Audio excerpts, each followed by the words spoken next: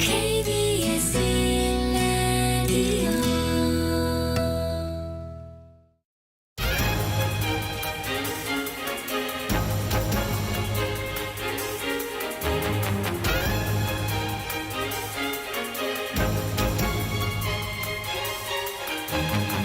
오늘 아침 일라디오. 안녕하십니까. 오늘 아침 일라디오 아나운서 오승원입니다. 여러분, KBS 뉴스 속보입니다. 오늘은 더 덥대요. 네, 이게 속보입니다. 서울도 35도 이상 오르는 불볕더위가 이어진다고 하고요. 제주에서는 오늘 밤부터 장맛비가 시작된다는 소식인데요. 연일 폭염과 장마철 폭우까지 예상되는 상황에서 농산물 수급에 비상이 걸렸다고 합니다. 극한 날씨 속에 상품의 질도 떨어지고 수급 불안정이 커질 수 있어서 먹거리 물가가 더 치솟을까 걱정인데요. 마침 한국은행에선 물가 관련한 보고서를 하나 발표했습니다. 새로운 얘기는 아니지만요. 식료품 등 필수 소비재 가격 수준이 높아서 생활비 부담이 크다는 진단을 내놨고요. 특히 농산물 가격 부담이 지속되는 원인으로 영세한 영농 규모로 인한 낮은 생산성 그리고 높은 유통 비용을 꼽았는데요. 이 유통 구조의 문제도 사실 어제 오늘의 얘기는 아니지만요. 1999년에는 제품 가격의 39%였던 유통 비용이 지금은 약 50%에 달할 정도로 더 늘었다고 합니다. 문제가 지적되어 오는 동안에도 상황은 더 악화되어 온 셈인데요. 이제 기후변화가 일상화되고 생활비 부담이 급격히 늘어나는 문제인 만큼 농산물 공급 안정을 위한 유통구조 개선 등을 실효성 있게 추진해야만 할 것 같습니다. 6월 19일 수요일 오늘 아침 일라디오 출발합니다.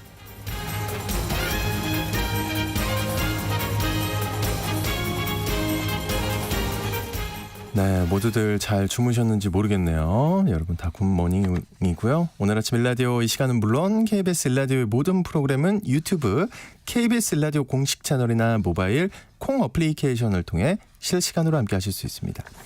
수요일입니다. 농수산 뉴스 모아서 전해드리고요. 마케팅 아이디 업 시간에는 시간과 관련한 마케팅에 대해 살펴보겠습니다. 또 장수직업 시간에는요. 회사를 나갈 때 뒷정리, 퇴사 매너에 대해 생각해 보겠습니다. 자, 오늘 청취자 여러분들 참여하실 수 있는 퀴즈 드립니다. 지구촌 곳곳에서도 폭염이 이어지고 있는데요. 다음 달 26일에 시작되는 올림픽 비상이 걸렸습니다. 올림픽을 개최하는 프랑스의 이 도시에서 이번 올림픽을 친환경 올림픽으로 개최하겠다 이러면서 선수촌 침대는 골판지로 제작하고요. 골판지, 침대가 골판지, 실내에는 에어컨 없이 선풍기만 놓였다고 하는데요. 이 찜통 더위에 선수들 괜찮을까요? 네. 자, 문제입니다. 이번 올림픽이 개최되는 도시는 어디일까요? 에펠탑, 낭만이 있는 그 도시죠?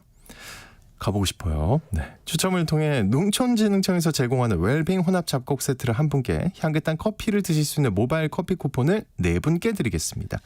방송에 참여하실 분들은 단문 50원, 장문 100원이 드는 유료 문자 샵 9730으로 보내주시기 바랍니다. 유익한 정보와 살아있는 이야기가 있습니다. KBS 오늘 아침 일라디오.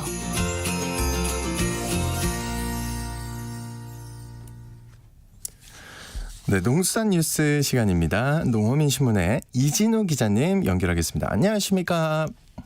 네, 안녕하십니까? 네, 첫 번째 소식이 경북 영천 소재 대규모 양돈장에서 아프리카 돼지열병이 발생했다고요.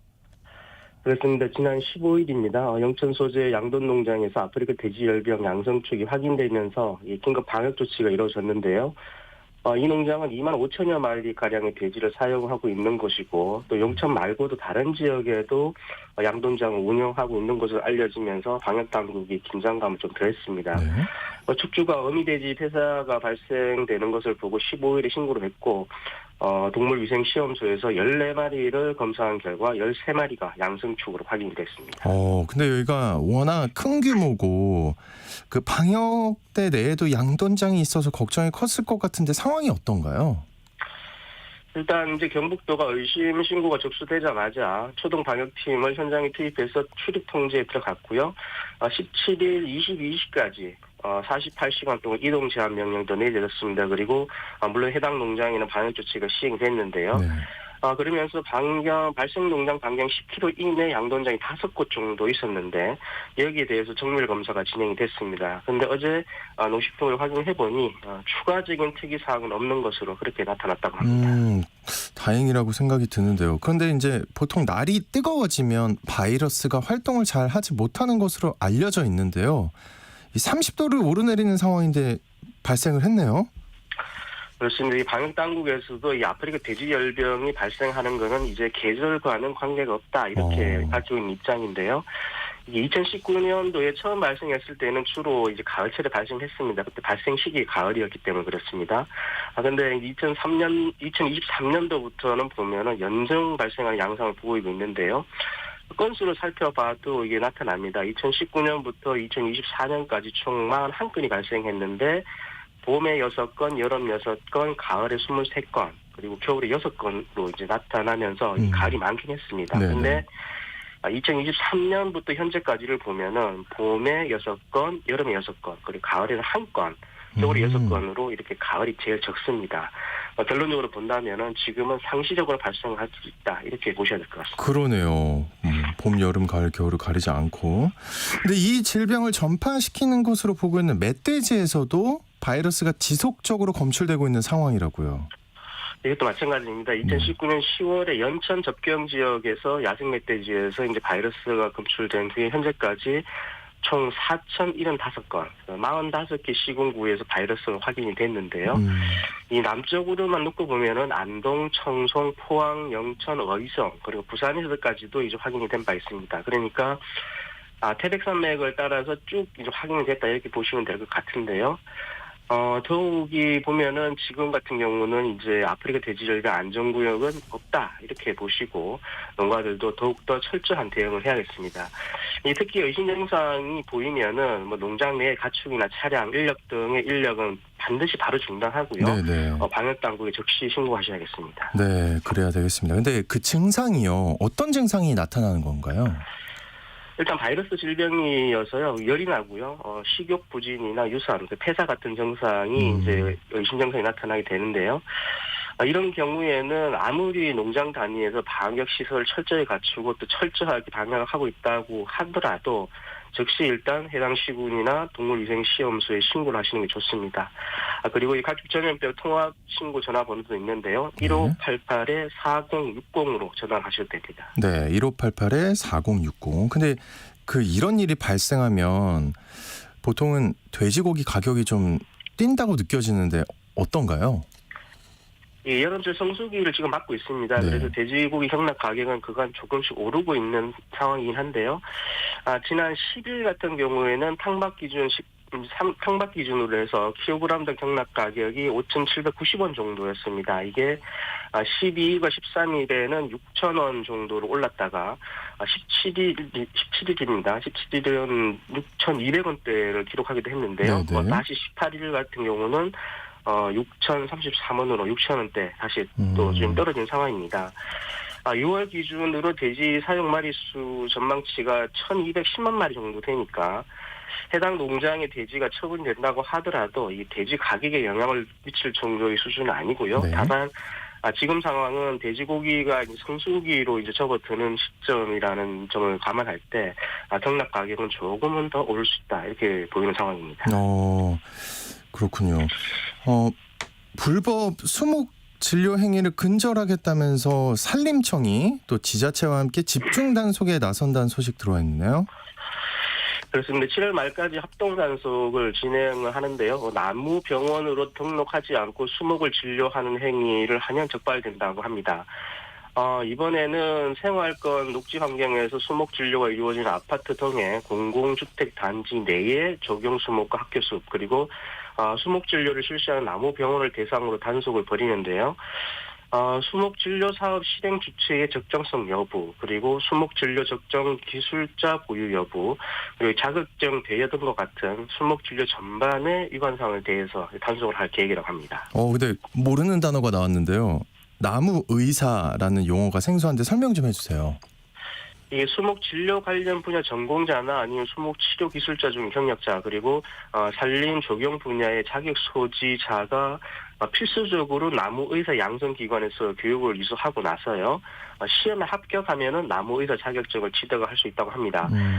이렇게 이게 국가 전문 자격증인데요.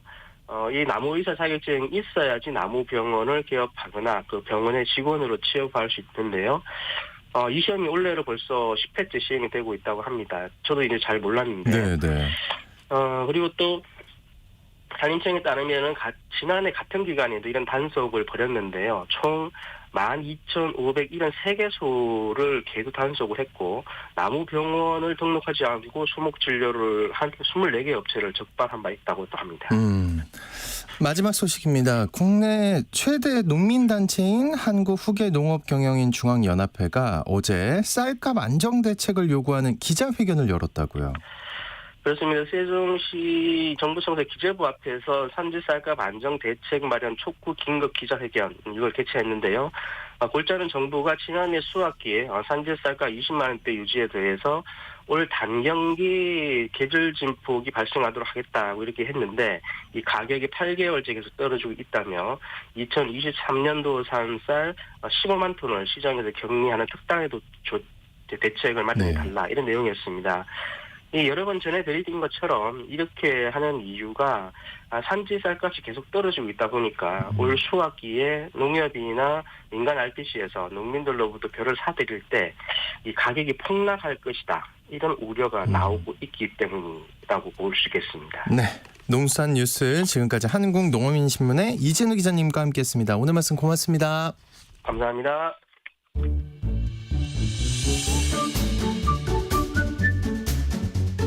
아침을 여는 기분 좋은 습관. KBS 오늘 아침 일라디오.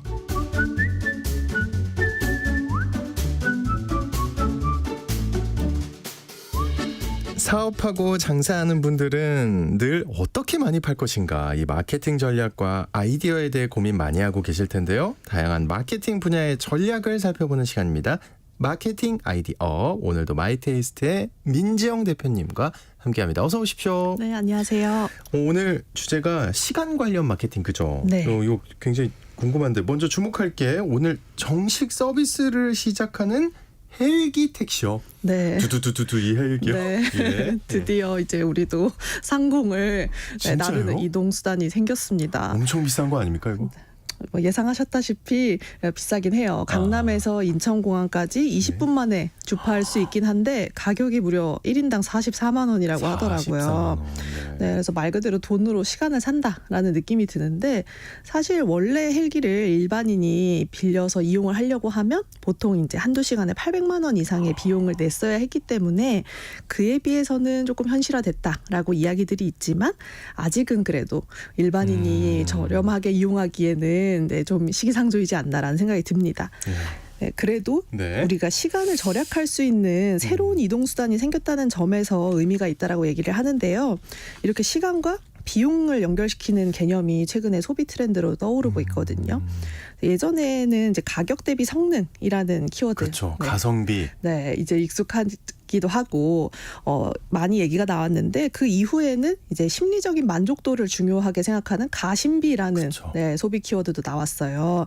최근에는 시간 대비 성능을 의미하는 시성비라는 네, 새로운 키워드가 많이 언급이 되고 있는데 초기에는 숏폼 콘텐츠나 뭐 요약본을 보는 콘텐츠들이 인기를 끌었던 것처럼 시간을 최대한 효율적으로 사용한다라는 것에만 좀 중점을 두었는데 아예 소비로 넘어오면서 제작사에서도 기존 노래를 2배속한 버전의 음원을 원래 속도의 음원하고 동시에 2가지 버전으로 출시를 한다든지 네, 뭐 봉지를 뜯으면 바로 섭취가 가능한 영초라면이라는 제품을 출시한다든지 그게 어떻게 가능하죠? 그러니까요. 예. 기업에서도 이렇게 시간을 절약할 수 있는 아이템들을 직접 제품이나 서비스로 출시를 하고 있거든요. 그래서 이렇게 다양한 시간과 관련된 마케팅 사례들을 소개해드리려고 합니다. 예. 어쨌든 우리가 예전부터 들었던 말 시간은 금이다 그죠? 네. 중요한 건 아는데 그 특히 이제 요즘 바쁘니까 시간을 쪼개서 사용하는 현대인을 위해서 분단위 서비스가 많아진다고요. 네, 먼저 소개해드리려고 하는 게 상상이 되실지 모르겠는데 독서 서비스에 분단위 서비스가 나왔어요. 네. 네, 국내의 독서 플랫폼 중 하나에서 챗북 서비스를 출시를 했거든요. 채팅 형태의 책인데 전 지금 하나부터 10까지 이해가 안 가요. 네, 요즘 이제 이북 많이 읽으시잖아요. 그쵸? 근데 이북을 이제 제공하는 그 플랫폼에서 챗GPT라고 하는 신기술을 활용해서 그 두꺼운 책을 20분 내외로 요약을 한 다음에 네, 구독자들에게 채팅의 형태로 책의 내용을 대화로 주고받는 서비스예요. 이야, 네. 그 신박하긴 한데 누가 이용할지 궁금하시죠? 의미가 있나? 그러니까요. 그래서 처음에는 이들은 수백 페이지에 달하는 책을 읽을 시간이 없는 독자를 위한 서비스다라고 얘기를 했는데 실제로 이용을 해본 소비자들이 누군가 나를 위해서 책을 쉽게 요약을 해주니까 좀 뭐 마치 어려운 얘기를 해주는 것처럼. 맞아요. 얘기를 들려주는 것처럼 하면서 질문도 주고받을 수 있게 되어 있거든요. 그러니까 어려운 내용을 쉽게 이해할 수 있게 해주고 책 안에 있는 새로운 의미도 대화를 통해서 조금 확장을 하게 된다라는 후기도 있고 그리고 또 하나는 내가 읽어야만 하는 책. 그런 네. 거 있죠. 예. 네, 뭐 대학생들 과제라든지 내가 꼭 읽어야만 하는 책을 내용을 빠르게 파악할 수 있게 해준다. 이런 점에서 굉장히 도움이 된다라는 후기들을 남기더라고요. 그렇군요. 네. 또 일본에서는 분단위의 운동 서비스, 헬스 서비스를 제공하는 기업이 생겼어요. 네. 그래서 우리 헬스장이라고 하면 월 이용료 내거나 보통 연간 회원권 끊거나 그렇죠. 네, 예. 그렇게 하잖아요. 근데 운동에 긴 시간을 투자하지 못하는데 자투리 시간이라도 활용하고 싶은 사람들을 위해서 10분 내외의 운동을 잠깐씩 할 수 있게 하고 네. 분단위로 결제를 할 수 있게 하는 서비스가 나왔다고 합니다. 놀랍네요. 네, 실제 비용도 한 30% 정도로 저렴한데 셀프로 물리치료 기기를 이용할 수 있게 하거나 간단한 기구들을 사용하는 운동을 할 수 있게 한다고 하고 이렇게 짧게 운동을 하니까 운동복이나 샤워 시설이 없는 것도 특징이라고 해요. 무인으로 운영되기도 하고요. 네, 그래서 전체 회원 중에 20, 30대 회원 비중이 50%가 넘어간다고 해서 이렇게 짧은 시간을 활용하고 비용도 그만큼 저렴한 서비스를 원하는 소비자들에게 좀 다가가고 있지 않나라는 생각이 듭니다. 제가 지금 말씀 듣다 보니까 이걸 왜 그렇게 하지 하다가요. 네.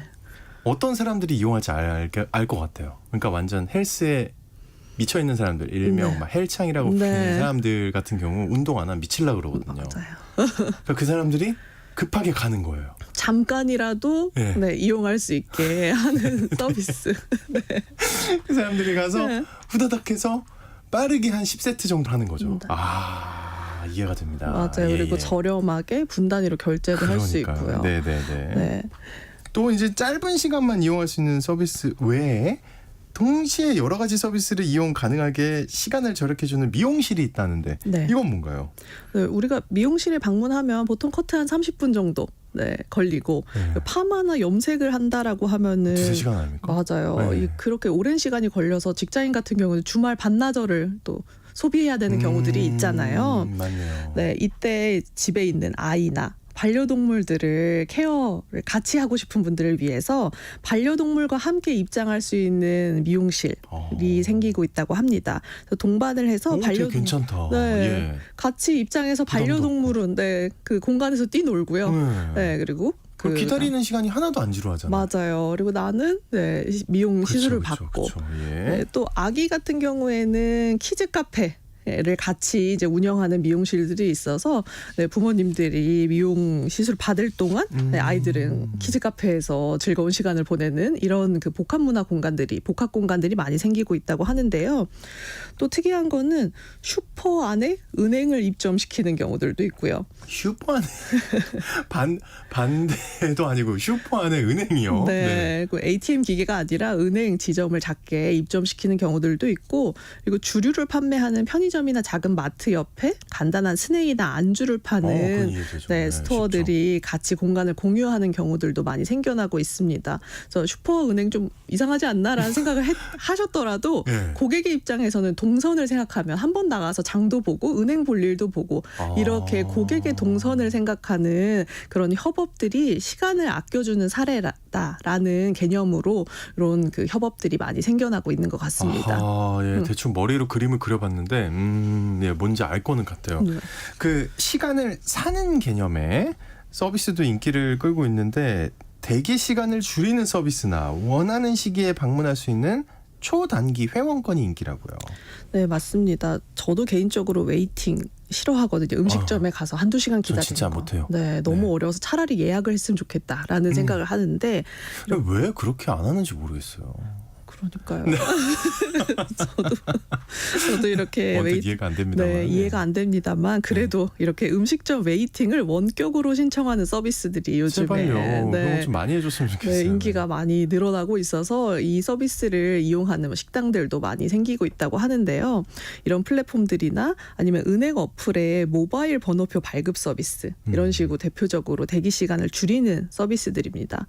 또 특히 국내에서는 병원 예약과 대기, 원격 대기 서비스로 저 그거 굉장히 해봤어요. 네, 화제가 됐거든요. 되게 좋더라고요. 네, 유료로 혹시 사용하시나요? 아니요, 무료로. 네, 맞아요. 근데 원래는 무료로 했다가 최근 한 2년, 3년 사이에 유료화를 계속 시키고 있어서 그래요? 네, 그래서 화제가 되고 있습니다. 왜냐하면 디지털에 친화적이지 않은 분들은 이런 서비스를 이용할 수 없기 때문에 무작정 병원에 가서 기다려야 한다라는 그런 이야기들도 있고 뭐 물론 아침에 오픈런을 해서 접수를 해서 소아과 같은 경우에는 네, 아픈 네, 아이와 들었어요. 함께 네. 몇 시간씩 기다려야 하니까 소아과 대란이 있는 것은 이해하지만 이걸 악용해서 기업이 유료화를 시켜서 수익을 창출하는 거 아니냐라는 비판들도 있기는 해요. 그런데 그래도 편리한 진료 접수, 대기를 하고 그렇게 버리는 시간들을 좀 줄이는 이런 그 소비자들의 니즈는 분명히 확인할 수 있는 서비스라는 생각이 들고요. 네네. 네, 이제 조금 있으면 여름 휴가 많이 떠나시잖아요. 근데 우리가 언제 어느 때나 여행을 떠날 수 있으면 너무 좋겠는데 여름 휴가 또 겨울 방학 이렇게 특정 시즌에만 휴가를 떠날 수 있기 때문에 성수기에 숙소 잡기 어려운 분들이 많습니다. 그래서 미국에서 몇 가지 호텔 브랜드에서 타임쉐어 패키지라는 회원권을 판매를 했어요. 타임쉐어? 네, 보통 우리가 호텔이나 리조트의 회원권이 역시 연간 회원권이라서 굉장히 비싸잖아요. 근데 이 타임쉐어 패키지는 1년 중에 원하는 일주일만 딱 회원권 혜택을 누릴 수 있는 거예요. 예, 좋은데요. 네, 예. 맞아요. 그래서 휴가 기간에 맞춰서 리조트를 예약할 수 있어서 상대적으로 당연히 저렴한 가격이고 시간을 지정해서 이용할 수 있다는 점이 가장 큰 장점인데 재미있는 점은 여기 옵션이 끼어 있는데 이 해당 호텔의 마케팅하고 영업 부서와의 미팅이 필수로 포함되어 있습니다. 예. 네. 그건 뭡니까? 그래서 초단기 회원권을 혜택을 누리는 대신에 다음 휴가에도 이 회원권을 구매할 수 있도록 세일즈 팀하고 미팅하는 게 필수적으로 포함되어 있는 거예요. 일단 얘기는 들어야 되는군요. 네, 네. 예. 직접 만나서. 맞아요. 네. 그래서 이런 옵션들이 있기도 하지만 자발적으로 재구매하는 고객들이 늘어날 수도 있겠다라는 생각이 듭니다. 네. 그 이슈가 생겼을 때 뭔가 빠른 시간 안에 대응하는 실시간 콘텐츠로 주목받은 회사들도 있다고요. 네, 맞습니다. 저희가 이제 실시간 마케팅이라고 많이 하는데 사회적으로 화제가 된 이슈를 빠르게 광고에 녹이는 사례들이 있어요. 그래서 한 2021년으로 기억을 하는데 크리스티안 호날두가 축구 선수. 네. 유로에서 조별리그를 앞두고 기자회견을 하는데 이렇게 인터뷰 책상 위에 올려져 있던 탄산음료인 콜라를 치우면서 물을 마셔야겠다. 라는 한마디를 해요. 근데 이 그 선수는 자기 관리 차원에서 나는 탄산음료를 마시지 않는다라는 의미로 했는데 이 콜라 브랜드가 여기 공식 스폰서였거든요.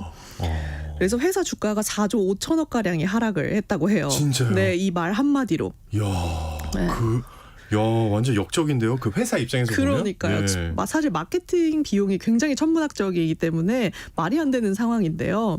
근데 이런 그 실시간 이슈를 놓치지 않고 한 가구 그 회사에서 소셜 미디어에 자신들이 판매하는 물병을 업로드하고 탄산음료 대신 물만 마시자 이런 광고 카피랑 같이 기가 막히네. 물병 이름을 크리스티아노라고 지었어요. 아마 네. 지금 이 식당이나 카페에서 흔히 볼 수 있을 정도로 전 세계적인 스테디셀러가 된 물병이라서 뭐 카페에서 보실 수 있는 그 제품이 됐고요. 또 한 과자 회사는 미국의 슈퍼볼 경기에서 정전이 발생해서 중계가 끊겼을 때 바로 SNS를 올렸는데 우리 과자는 어둠 속에서도 즐길 수 있다 이런 문구를 같이 올렸어요. 그래서 저도 처음에 아니 과자는 당연히 어둠 속에서도 먹을 수 있지 않나? 라는 생각을 했는데 네, 이 과자가 검은색 동그란 샌드 안에 하얀 크림이 있는 과자였거든요. 네, 그래서 소비자들이 그 아이디어에 굉장히 열광을 했습니다. 네, 재밌네요. 네. 네. 네. 아이고, 어느새 시간이 이렇게 됐습니다. 여러분 아이디어 좀 얻으셨길 바라겠습니다. 마케팅 아이디어 지금까지 마이테이스트의 민지영 대표님과 함께했습니다. 오늘 말씀 고맙습니다. 네, 감사합니다.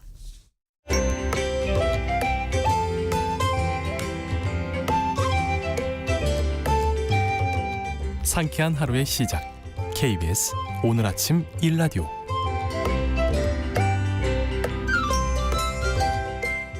직장은 나와도 평생 직업이 필요한 시대를 위한 장수 직업 시간입니다. 우리가 화장실에서 많이 보는 문구가 있죠. 아름다운 사람은 머문 자리도 아름답습니다. 라는 문구 여러분 기억나실 것 같아요. 그 화장실을 나갈 때 뒷정리가 필요한 것처럼 회사를 나갈 때도 뒷정리를 잘하는 퇴사 매너가 필요하다고 합니다. 오늘은 이 퇴사를 준비하는 사람들이라면 꼭 알아야 할 퇴사 매너와 에티켓에 대해 알아보겠습니다. 커리어 비전의 최진희 대표님 나오셨습니다. 어서 오십시오. 네, 안녕하세요. 대표님, 퇴사할 때 뭐 무슨 매너가 필요해요? 매너 필요합니다. 네, 그래요? 직장인이라면 누구나 한 번씩 다 이 사표 그죠? 사표를 가지고 다닌다 이렇게 사직서를 몸에 품고 있다 이런 얘기를 그럼요. 하는데요. 네, 마음에는 항상 품고 있고. 그렇죠. 마음에는 항상 품고 있습니다. 네네. 이걸 내놓지 못해서 그런 그렇죠. 거지. 그런데 그 사직서를 내놓을 때도 어떤 매너를 갖고 있느냐가 평판조회하고 직결되기 때문에 매너 있는 태도를 갖고 있는 게 무엇보다 중요하다라고 생각합니다. 네.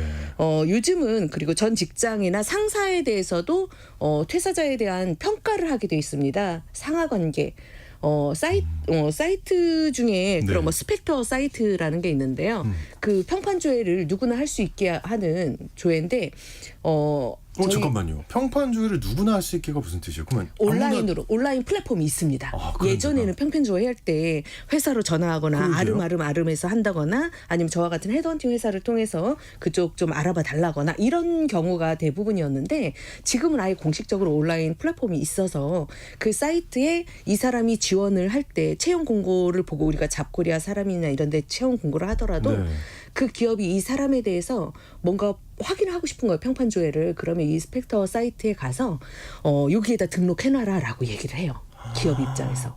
그래서 구직자가 거기에 가서 또 자신에 대한 평판 조회를 스스로 입력을 하고 스스로 입력한 거를 믿지 못하겠다. 전 직장에서 근무했던 동료나 또 동료도 친한 동료만 하니까 상사도 평판 조회해야 되고 동료도 해야 되고. 보통 동료나 상사랑 사이가 안 좋아서 나갈 텐데. 그러니까요. 그래서 매너가 필요하다는 거예요. 정말 그렇군요. 네. 힘듭니다. 네, 나가는 힘듭니다. 것도 쉬운 일이 아니군요. 그렇죠. 근데 이제 이거가 있네요. 퇴사 매너라는 말, 그리고 퇴사 에티켓. 이 두 단어 뜻이 다르겠죠? 그죠? 네, 우리가 대부분 다 혼용해서 많이 쓰고 계시는데요. 매너와 에티켓은 원칙적으로 다릅니다. 왜냐하면 에티켓은 마땅히 해야 될 원칙 같은 거라고 보시면 되는데 당연히 해야지 당연한 거라고 우리가 보여지는 거고요. 매너는 당연한 거에 플러스 상대를 배려하는 거라고 보시면 될 것 같습니다. 하긴 하는데 어떻게 했느냐의 태도가 더 중요한 부분인 거죠. 예를 들자면 우리가 화장실에 갔을 때 큰 대변을 보고 나면 사람들이 뚜껑 그죠? 물을 내릴 때 뚜껑을 닫고 내려라 이런 소리 많이 들으셨죠? 많이 듣죠. 그래서 요즘 사람들은 다 뚜껑을 닫고 내립니다. 그런데 제가 이제 화장실을 갔는데 특히 공중 화장실이나 이런 데 가보면 뚜껑이 덮여져 있어요. 딱 들어가는 순간. 그러면 이 뚜껑을 열기가 불안한 거예요. 저 굉장히 걱정돼요. 막 뚜껑을 여는 순간 병이 이렇게 딱 나올까 봐 너무 막 걱정되고 불안한 거예요. 네네. 그런데 딱 화장실에 들어갔을 때 물도 다 내린 상태에서 뚜껑까지 열려 있는 거예요. 그러면 안심하고 그 그쵸, 다음 사람이 그쵸. 쓰잖아요. 예. 이렇게 나만 물론 뚜껑을 닫고 물을 내리는 거는 에티켓입니다. 하지만 다음 사람이 불안하지 않게 뚜껑을 다시 올려주고 열어주는 나오는 건 것까지? 매너이죠. 그래서 그 사람이 그 다음 사람을 위한 배려를 어느 정도 했느냐가 매너다라고 보시면 될 것 같습니다. 에티켓보다 반 단계 좀 위? 그렇죠. 그래서 우리가 퇴사할 때도 이렇게 반드시 지켜야 될 에티켓이 있지만 에티켓을 넘어서 그 사람의 태도, 매너에 따라서 그 사람의 평판 자체가 달라진다라는 겁니다. 그러면은 먼저 퇴사하는 분들이 반드시 지켜야 할 에티켓, 에티켓은 어떤 것들이 있나요? 퇴사 에티켓은 퇴사 시에 우리가 공식적으로 이렇게 따라야 할 절차와 관행을 말합니다. 예를 들어서 퇴사할 때 통보하는 시기나 어떤 식으로 퇴사를 할 건지에 통보 시기나 방법이 들어가고요. 네. 인수인계하는 과정들이라던가 아니면 퇴사할 때 인터뷰에 보통 참석을 하는데 퇴사 인터뷰를 어떤 식으로 했는지 그리고 회사에서 자신이 쓰고 있던 이런 비품이나 이런 거에 대한 반납 정도 이런 것은 에티켓 절차가 있습니다. 네. 먼저 이제 퇴사 통보인데요. 만약에 오 아나운서가 퇴사한다면 언제 정도 통보하는 게 좋을 것 같습니까? 저요? 네. 직전이요. 그러시면 안 된다는 거야. 그러니까 매너 없는 태도예요. 그렇게 저 매너 하시면. 없고 싶어요. 그러시면 안 괴롭히고 싶어요. 되고요. 나갈 때. 왜냐하면 나갈 때만이라도. 예. 나갈 때 직전에 통보를 하면 회사 입장에서도 다음 업무를 담당할 업무 인수인계를 누군가는 받아야 되는데 업무 인수인계 할 사람도 뽑아야 되고. 알죠. 그걸 노리는 거죠. 그렇죠. 힘들게 하려고. 그러니까 예. 그거는 안 된다라는 거예요. 그러면 나중에 평판조에서 전화 왔을 때 절대 좋은 평가를 해줄 수가 없는 거죠. 그래서 우리가 자신의 커리어를 생각한다면 에티켓을 넘어서 매너를 생각하면서 억울해도 화나도 참고 해야 된다라는 거예요. 이게 이제 요즘 점점 더 평판조회가 쉬워졌기 때문에 그렇습니다. 퇴사하기 한 달 전에는 이렇게 회사 통보를 해주시는 것이 좋습니다. 아무래도 한 달 전에 준비를 이렇게 얘기를 해줘야 회사 입장에서도 뭔가를 준비할 수 있는 시간이 있기 때문에 그렇습니다. 제가 예전에 프로그램 그만두고 싶어가지고 네. 한번 얘기를 한 적이 있어요. 제작진한테. 저 진짜 매너 있게 한 달 전에 했거든요. 네. 2달을 더 해달라는 거예요. 네. 꼭 그러던데. 그러다 보니까 계속 근무하시게 된 거예요. 그래서 한 6개월 더 있을 거예요. 그래서 계속 하게 되고 네. 아주 상대를 많이 배려하신 거고요. 갑자기 눈물이 나가지고. 예. 그때는 내가 갈 곳을 정하지 않은 상태에서 퇴사했기 때문에 이게 마음이 흔들리는 이런 상황이 되는 거고요. 그렇지 않고 내가 이미 갈 곳이 정해진 분들이 있습니다. 하고 네네네. 그런 분들은 좀 더 예의 있게 나오는 게 본인 커리어에도 좋다. 그때는 무조건 그래야죠. 네, 그렇죠. 그리고 이렇게 아직 정하지 않은 상태에서는 이거 아니면 안 되겠어 하고 이렇게 딱 사표부터 제출하시고 당일날 아니면 문자로 막 이렇게 통보하시는 분들도 그거는, 있습니다. 예. 그게 에티켓이 안 된다라는 네네네. 거고요. 그래서 우리가 퇴사 통보하는 시기가 한 달 전이라면 퇴사하는 방법에 있어서도 문자나 이렇게 메일이나 이런 거보다는 대면으로 상사한테 얘기를 해주시는 게 에티켓입니다. 그거 굉장히 힘들 것 같은데 힘든데. 예. 네네네. 해내야죠, 근데. 네, 예. 그렇죠. 특히 이제 보통 이렇게 퇴사를 하실 때는 회사에 그냥 문자만 보내면 되겠지, 인사팀에 보내면 되겠지라고 하지만 상사는 되게 서운합니다. 내가 너를 얼마나 잘 케어해주고 너를 얼마나 잘 보살펴줬는데 같이 일했던 동료들은 서운할 수가 있거든요. 그렇죠. 예. 이제까지 일하면서 나한테 이 정도밖에 내가 저 사람한테 이 정도밖에 안 됐나? 퇴사한다는 인사조차 안 할 정도로 그 정도밖에 못했나? 이런 생각이 들기 때문에 저 돌이켜보니까 저도 그런 적이 있는 것 같아요. 네. 좀 서운할 수 있어요. 네, 상대가 서운할 수 있으니까 네. 퇴사할 때는 이렇게 조금 맞아요. 얘기를 특히 저 퇴사하고 싶어요라는 얘기를 본인의 상사한테 얘기해 주는 것도 에티켓입니다. 그리고 이제 세 번째 인수인계는 좀 확실하게 해주셨으면 좋겠는데요. 아무래도 본인이 말로 이건 이렇게 하는 거고 이건 이렇게 일 처리하시면 됩니다. 말로 하는 게 편하지만 글로 쓰는 건 사실 말하는 것보다 한 20배가 어렵다라고 하거든요. 그래요. 네. 그 대신에 본인이 했던 일들을 우리가 엑셀이나 이제 워크시트에다가 이렇게 다 정리를 해서 주셔야만 좀 더 인수인계 받는 사람이 그걸 보면서 바로 좋죠, 업무 처리를 할 좋죠. 수가 있으니까 네. 모를 때 언제든 다시 볼 수도 있고. 네, 그거 정도는 이제 에티켓이다라고 볼 수가 있고요. 그래서 본인이 업무 인수인계할 때는 문서화해서 인수인계를 해주시면 좋을 것 같습니다. 특히 이제 퇴사를 할 때 본인이 하고 있는 프로젝트가 있다라고 하면 더욱 더 상세하게 네. 기재를 해주시면 좋을 것 같고요. 이렇게 안 하면 업무 인수인계를 문서화하지 않으면 우리가 보통 퇴사하시고 나서 여행하고 싶은 마음이 좀 있으세요. 그래서 퇴사하고 그 다음 회사 가기 전까지 잠깐 4시간 동안 여행을 가는데 여행 되게 부럽더라고요. 네네. 네. 여행 가는 내내 연락 받으실 수 있습니다. 그래서 이제 업무 인수인계는 좀 꼼꼼히 하시고 여행 갈 때도 맘 편히 가셨으면 좋겠고요. 네.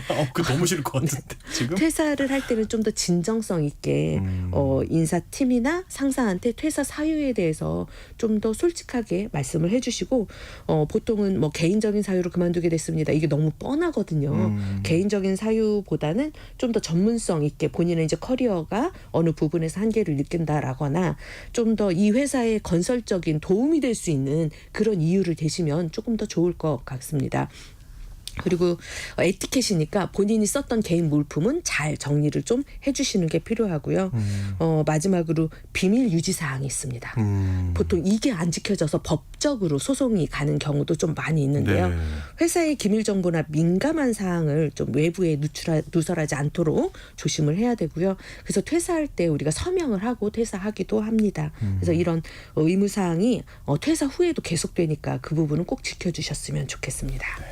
그 지금 말씀하시는 것들 다 들어보면은 어떻게 보면은 이제 떠나는 회사에 그래도 그 애정이랄까요? 약간 이런 게 있는 경우인 것 같은데 네.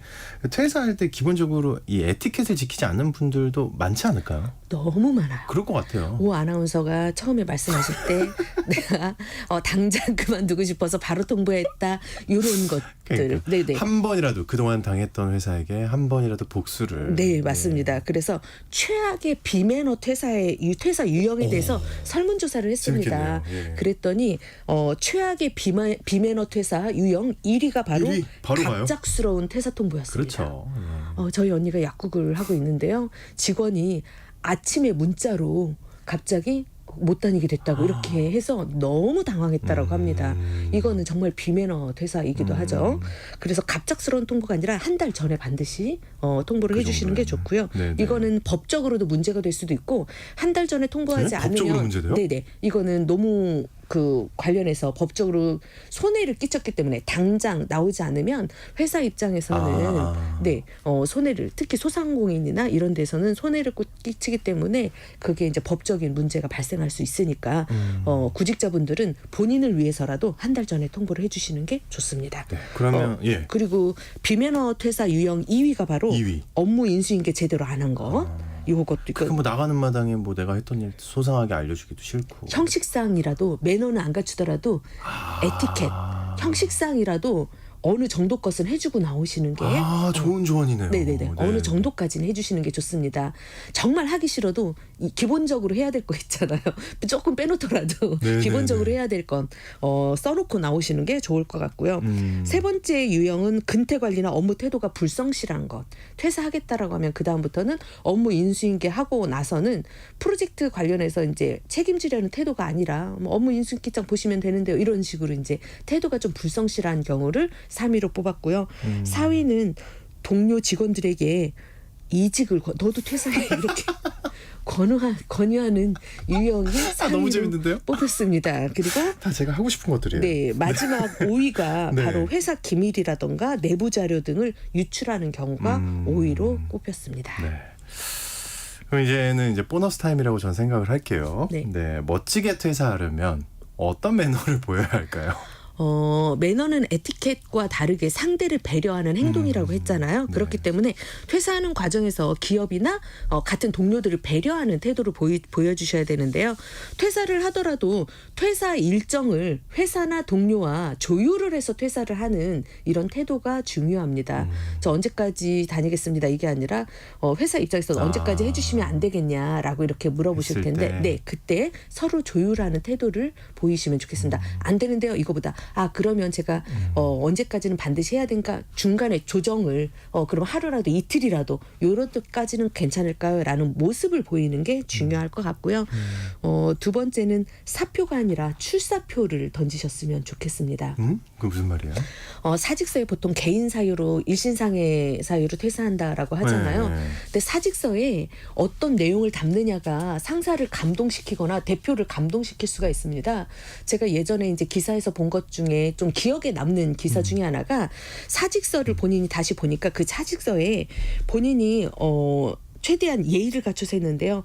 본인이 회사를 다니면서 불만보다는 사실은 만족감이 해결되지 않는 갈증이 있었다. 그런데 새로운 도전에 나서고 싶다라고 했을 때 대표이사가 좋다. 네. 가서 응원하겠다. 이런 말씀을 해주셨다는 거예요. 이런 네. 태도를 보이시면 좋을 것 같습니다. 멋지네요. 오늘 퇴사 매너에 대해서 에티켓에 대해서 생각해보는 시간이었습니다. 커리어 비전 최진희 대표님과 함께했습니다. 오늘 말씀 고맙습니다. 네, 감사합니다. 네, 오늘 퀴즈 정답은 파리였습니다. 3986님, 2209님, 또 3456님 보내주셨고요. 078 하나님도 정답 보내주셨네요. 매일 청취한다고. 어유 감사합니다.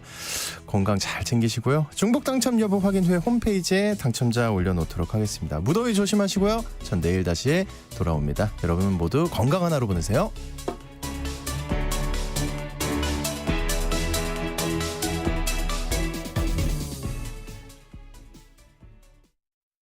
1년에 한 번 이상 농지를 경운하고 용배수로를 정비하여 농지의 기능 유지에 최선을 다하는 우리의 청년들.